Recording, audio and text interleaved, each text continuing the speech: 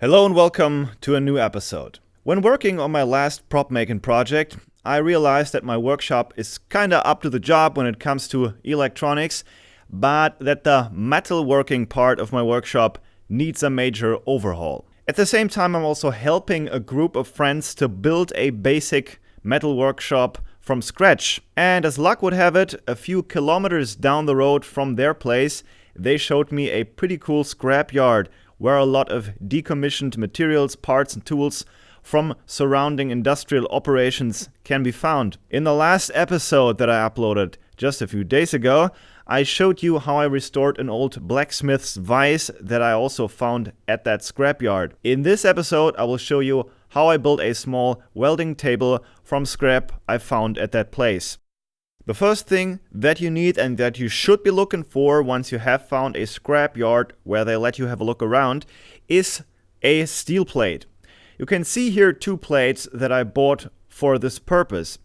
They are both around 6 to 8 millimeters thick, and finding thicker plates wouldn't hurt as well, but the larger of these two here already weighs 50 kilograms, the smaller one around 30 kilograms. You have to find a compromise between ruggedness and what you can actually still carry around. To buy these parts new can be very expensive.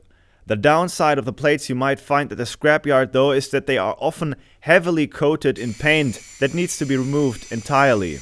In this case, I started out trying to remove the paint with a wire brush, but quickly gave up and ended up using an actual grinding wheel. This is the most annoying and exhausting part of this build. So maybe if you're really lucky, you can find a plate on the cheap that is not painted at all. And these words of warning might sound like a no-brainer, but beware that old paint might have toxic components and you should wear a dust mask all of the time, like I always do when removing rust and paint or even just cutting metals with an angle grinder. You should maybe also try to collect the paint dust if possible and not do it next to where you are growing vegetables, for example. In this case, by the way, I had to remove the paint from both sides of this plate. This is the bottom side of the plate, and here you can see the optical difference when using a wire brush, left side, and a grinding wheel, right side.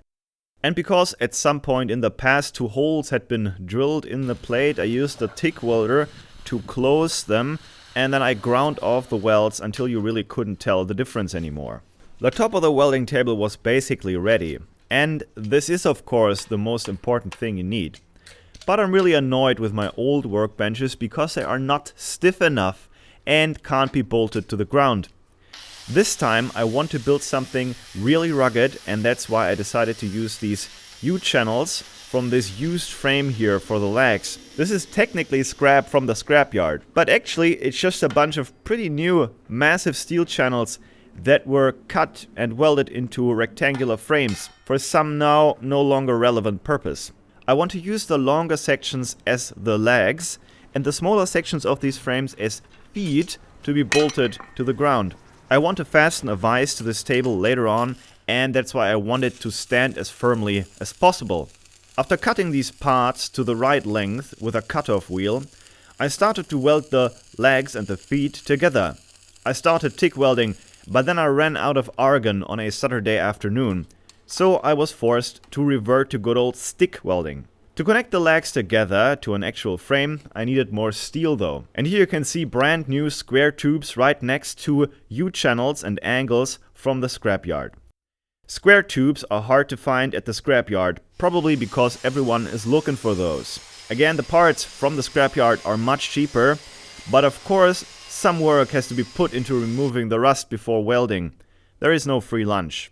When stick welding, a good clean preparation of the workpiece surfaces is generally less important than when doing TIG welding, but by now I had bought new argon, yet had run out of electrodes. That's life, I guess.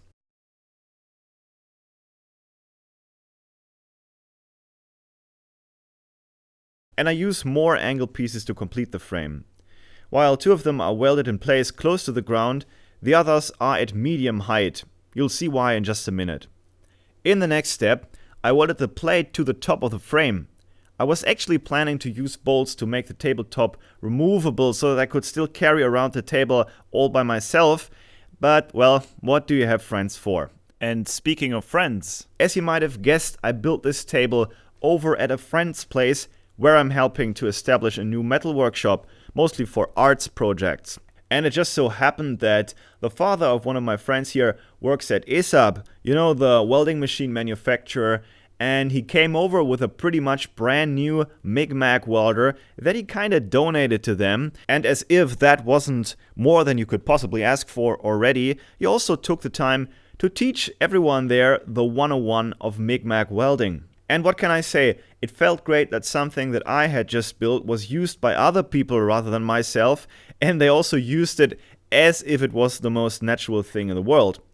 It also was a thing of beauty to see years of experience and the willingness to share, combined with the unbridled curiosity of a group of young people. And well, a day or so later, I cut out 2 wooden boards and placed them on those steel angles I had added to the table some days before. Here is where the inverters, gloves, and the other welding-related equipment could be stored. A small welding table with some storage room.